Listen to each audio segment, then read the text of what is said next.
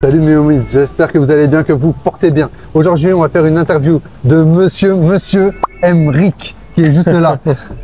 Valeur ajoutée assurée. Allez, c'est parti.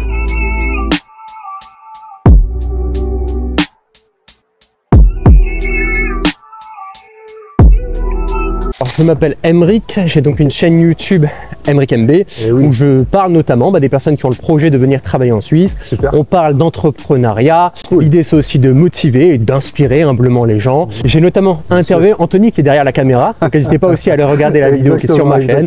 Voilà, faites-vous plaisir tout simplement. Voilà, la pub gratuite, mais c'est normal. C'est normal. C'est apprécié. Dis-moi tout, moi j'ai une question. Est-ce que tu étais un ancien frontalier ou est-ce que tu es encore frontalier? Alors moi j'ai été ancien frontalier, D'accord. je suis resté un petit moment D'accord. et par la suite, tout comme toi, j'avais cette envie que de devenir libre financièrement, j'avais cette envie aussi, cette pulsion de créer. Ça fait combien de temps que tu es arrivé dans la région? Bonne question, ça va faire 2 ans, peut-être un peu plus, quelque chose comme ça. D'accord. Qu'est-ce qui t'a fait venir ici? J'ai commencé en travaillant à McDonald's en France à 19 ans. Okay, Tu vois. cool, je pense qu'on a beaucoup tous fait ça. Ouais, et à côté, je faisais des études d'architecture que j'ai laissé tomber d'ailleurs. D'accord. Et donc voilà, j'y suis resté 1 an et 7 mois à McDonald's et je me souviens à McDo, je gagnais plus ou moins 1000 balles par mois. Ok. Et je me disais, est-ce que vraiment je vais pouvoir faire quelque chose de ma vie avec 1000 balles par mois? J'arrivais à survivre, pas à vivre. Ok. Et il y a une phrase qui dit, regarde la personne qui est 20 ans devant toi dans l'entreprise, tu la connais? Ce sera certainement toi dans 20 ans. Et à ce moment-là, j'ai regardé, bon on va dire qu'il s'appelle Gabriel. J'ai regardé Gabriel, un peu en surpoids. Yes. Pas très inspirant, pas très motivant, il gagne mal sa vie, il a une vie globalement qui me fait pas trop rêver. Peut-être que elle lui convient, que grand bien lui fasse. Yes. Moi en le regardant, je dis non merci, ça va aller. Hein. Okay. Ça va pas être possible du tout. Okay. Et donc à partir de là, je me dis il faut que je me bouge, il faut que je me mette en avant.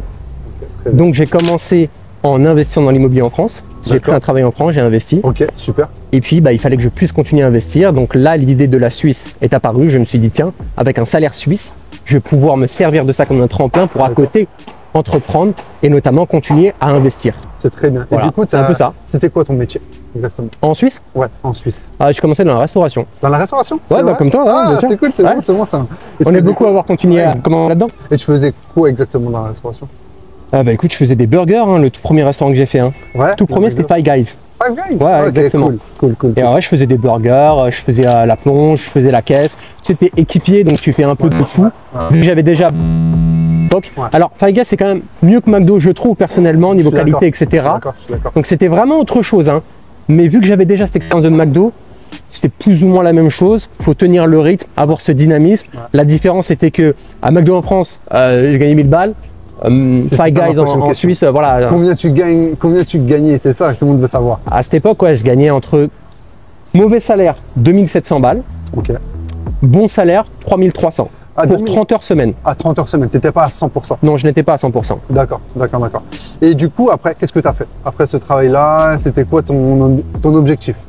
Mon objectif, moi, c'était le même que le tien, c'est-à-dire devenir libre financièrement. J'avais pas une grande appétence à être salarié. Et qu'on me dicte à chaque fois ce que je dois faire. D'accord. Oui, tu sais, je trouve ça horrible de devoir demander pour aller aux toilettes. Ouais, je suis d'accord. Oh là là, c'est affreux. Je peux aller aux toilettes, s'il vous plaît. Non, là, Emric, on est en rush, tu peux pas y aller.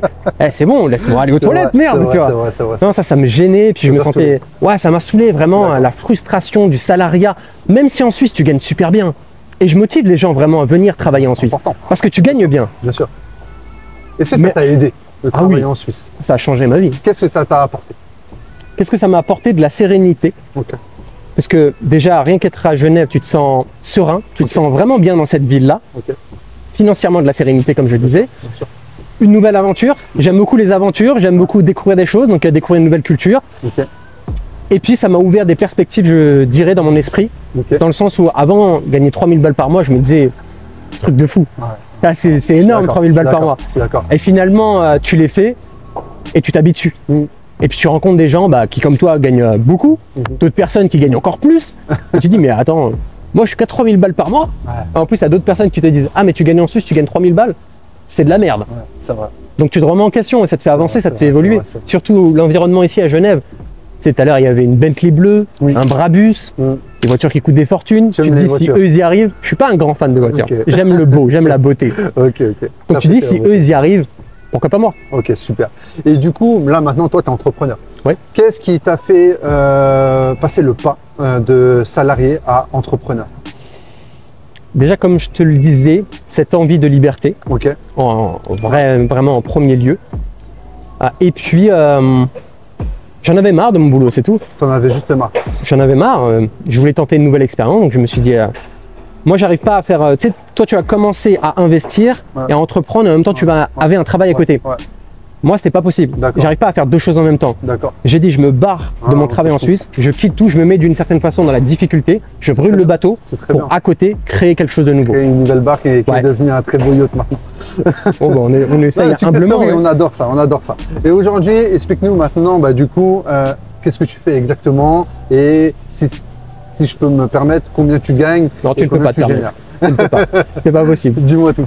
Alors, aujourd'hui, ce que je fais, c'est que j'ai une boîte où, avec mon équipe, donc on a notamment un recruteur suisse, voilà, il y a des vendeurs. J'ai essayé, tu sais, quand tu es bon dans un domaine, tu es bon dans un domaine, oui. Mais après, sur le reste, j'essaie de placer des gens. Donc aujourd'hui, on accompagne les personnes qui ont le projet de venir travailler en Suisse, que ce soit en tant que frontalier ou en tant qu'expatrié, tout simplement. Et après, combien je gagne? Bah écoute, tu sais, l'entrepreneuriat, c'est du chiffre d'affaires. Donc je vais te donner un chiffre, mais ça ne veut pas dire que c'est ce qui tombe dans ma poche et ça ne veut pas dire que c'est ce que je fais tous les mois. On va dire qu'actuellement, je suis entre 15 000 et 20 000. Je pense que je peux clairement aller chercher beaucoup plus. C'est très très bien. Voilà. Il y a combien de personnes aujourd'hui qui travaillent avec toi et pour toi? Alors, il y a Joachim qui travaille dans l'équipe.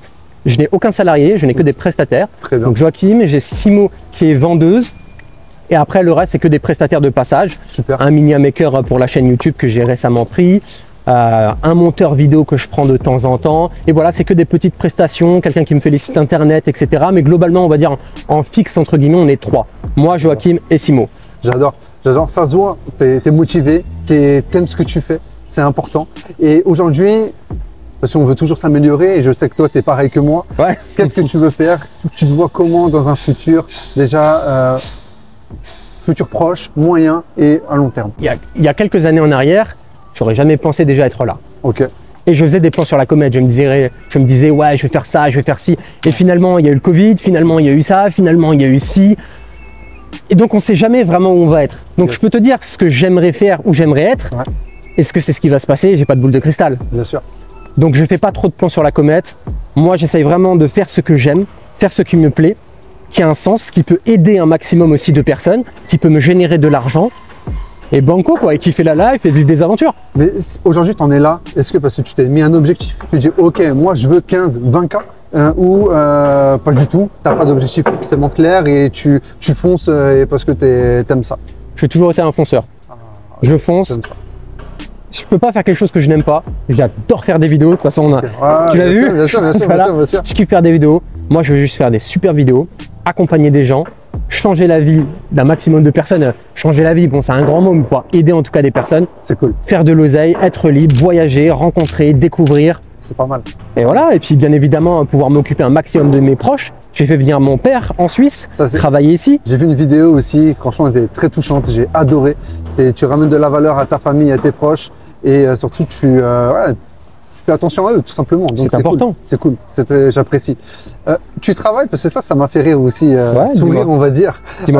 Tu travailles combien de temps par jour? Ah attends, ça, tu peux pouvoir le mettre au début de la vidéo comme extrait. Je gagne entre 15 et 20 000 balles par mois et je travaille 2 à 4 heures par jour. Donc aujourd'hui, tu fais quoi de tes journées? Explique-nous. Comme je t'ai dit, je fais mes 2 à 4 heures. Moi, je suis quelqu'un de la nuit. Tu es comme les artistes, je crois, donc j'aime bien travailler la nuit. Donc, si j'ai des tournages, comme aujourd'hui on avait des tournages, donc je travaille dans la journée. Sinon, je fais mes montages vidéo, je gère mon équipe, etc. plutôt la nuit. Et après, le reste de la journée, je fais du sport, je me promène, je fais les courses, je fais le ménage, je fais ma petite vie tout simplement. Je voyage aussi pas mal. Tu vois, généralement, je fais 1 mois à Genève où je fais mes tournages de vidéos, etc. Et je vais faire 2 mois. Là, je vais à Dubaï, j'étais au Maroc, je vais aussi faire les pays asiatiques. Trop bien, c'est bien, le gars bouge. Voilà, j'essaie de bouger, de profiter de la vie tranquillement. Et au niveau personnel, du coup, est-ce que parce que là, tu t'es construit, on va dire, professionnellement. C'est là tout le problème, ouais. Est-ce que personnellement, ça prend plus de temps? Est-ce que aujourd'hui, tu es épanoui personnellement? Comment ça se passe? Dis-moi tout. Personnellement, je me sens pas épanoui particulièrement. C'est vrai que, tu sais, j'ai l'impression qu'il y a un peu 2 styles de profil de personnes. Oui. Il y a les profils comme nous, qui vont vraiment travailler et après s'occuper de leur vie. et d'autres qui vont d'abord voyager, faire des trucs et tout, et après se dire putain, j'ai pas d'oseille, il faut peut-être que je crée quelque chose. Je dis pas que l'un est meilleur que l'autre, mais pour ma part, je suis vraiment le premier profil. Donc c'est vrai que je me suis beaucoup occupé de ma vie professionnelle, et aujourd'hui que ma vie professionnelle est sur une bonne lancée, on ne sait pas ce qui va arriver, mais j'espère que ça va durer, que ça va vraiment exploser. Je me dis justement, putain, je travaille mes 2-4 heures par jour, le reste du temps, bon, je fais mon sport, je fais mes trucs, je passe un peu de temps avec ma famille, mais incroyable. Dans ma vie perso, ouais, il y a beaucoup de choses à améliorer. Et toutes les femmes se posent la question quand elles regardent cette vidéo. Ah oui. Est-ce que tu es célibataire? Oui, je suis célibataire, bien sûr. On va se retrouver dans un de nos appartements qu'on gère avec ma société Omi.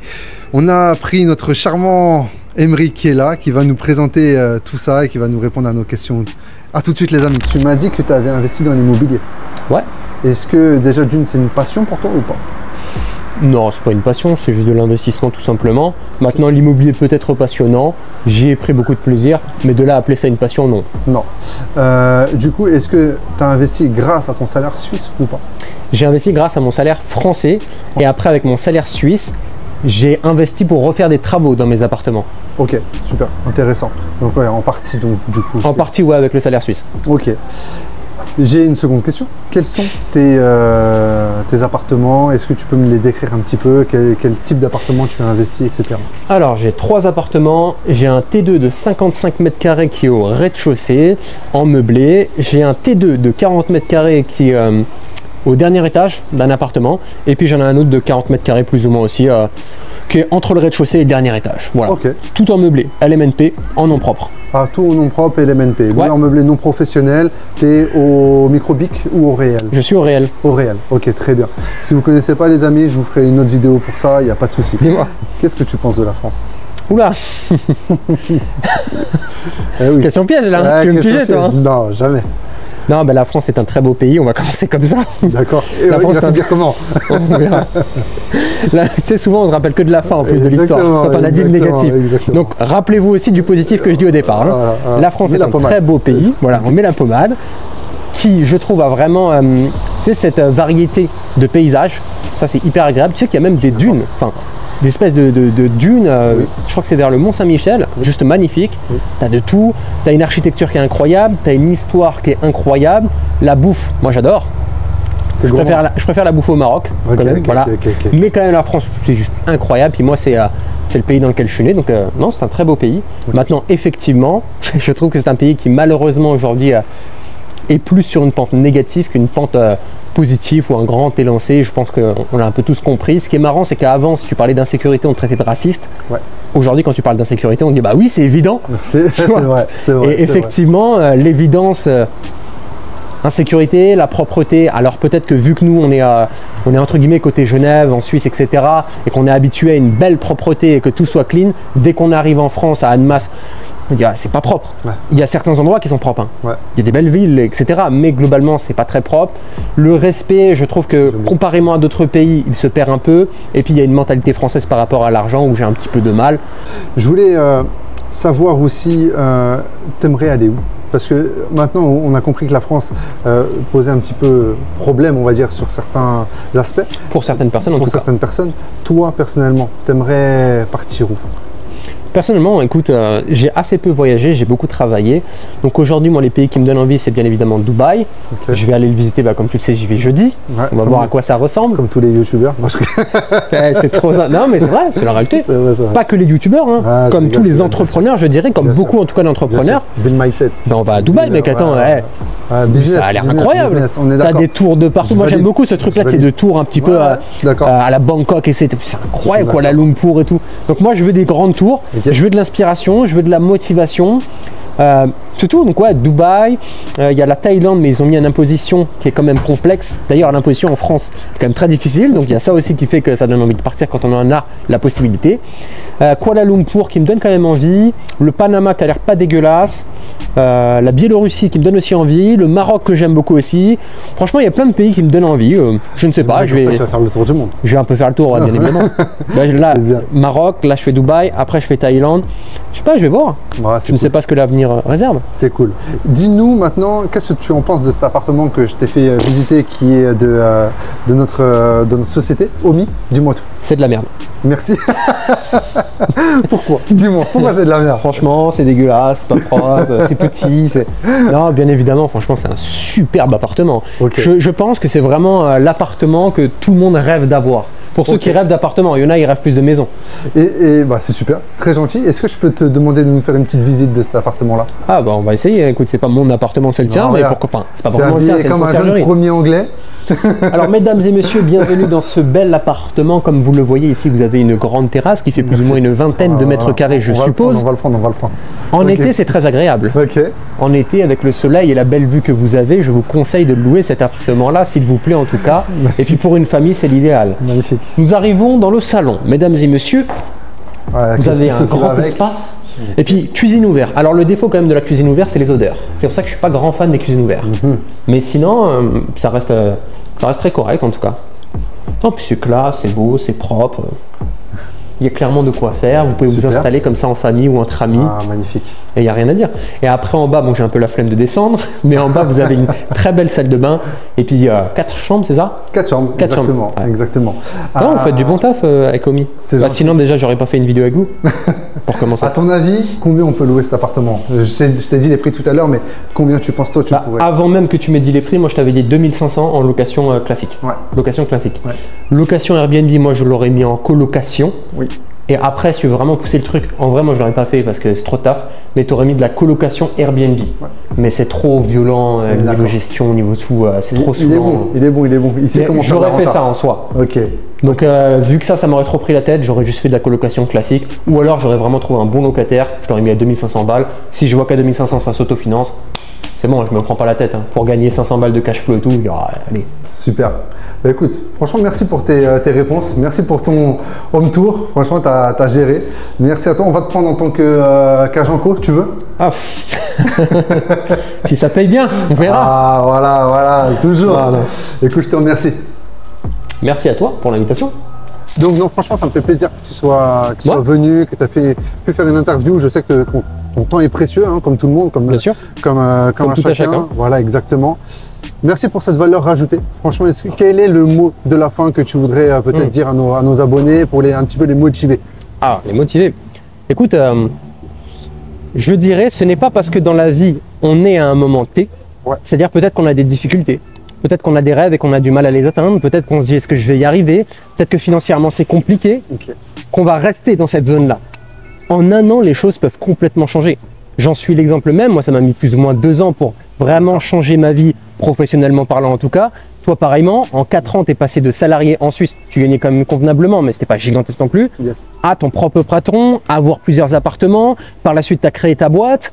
Les choses quand on s'en donne les moyens peuvent réellement arriver, donc n'écoutez pas ceux qui vous disent, ou plutôt écoutez-les quand ils vous disent c'est impossible, pour leur prouver l'inverse. Voilà ce que je dirais. Merci monsieur. La valeur a été rajoutée les amis, on a fait le taf aujourd'hui pour vous. Suivez cet exemple, il est réellement sérieux dans tout ce qu'il fait et tout ce qu'il a dit.